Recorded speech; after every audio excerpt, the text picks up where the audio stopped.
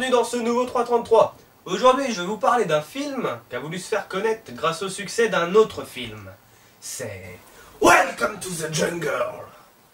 Quand j'ai vu un film intitulé Welcome to the Jungle, j'ai tout de suite pensé à ça.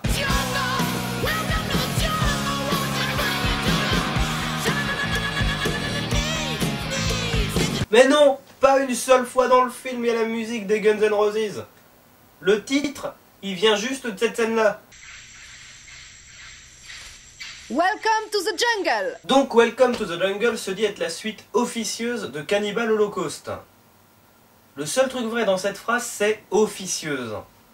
Pour ceux qui connaissent pas, Cannibal Holocaust, c'est on peut dire un gore movie sorti dans les années 80, qui a choqué la moitié de la planète, l'autre moitié n'ayant pas vu le film.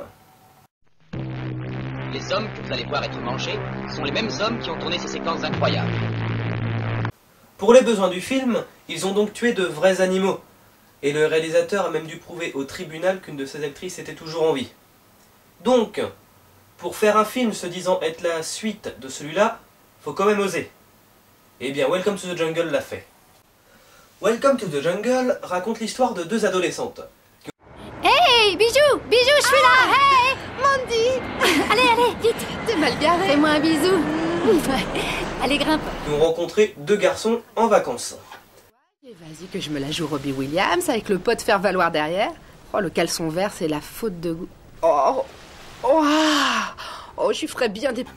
Ces quatre-là décident, pour toucher une récompense, de partir à la recherche du fils du vice-président des États-Unis qui a malencontreusement disparu dans une tribu cannibale. Tout le film est donc filmé en caméra amateur. Le problème, c'est que ça fait beaucoup plus télé-réalité plutôt que film dans le style du projet Blair Witch.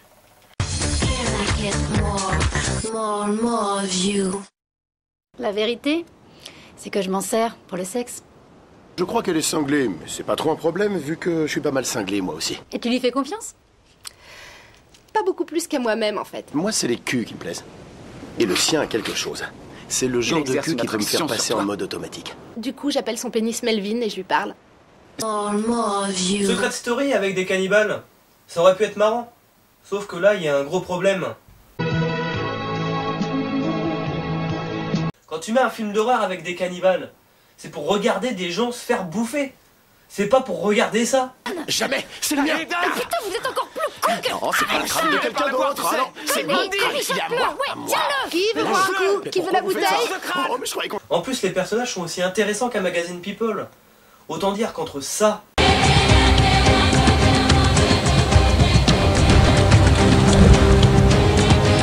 et ça, Aide-moi! Aide-moi! Je veux la sauver! Fais!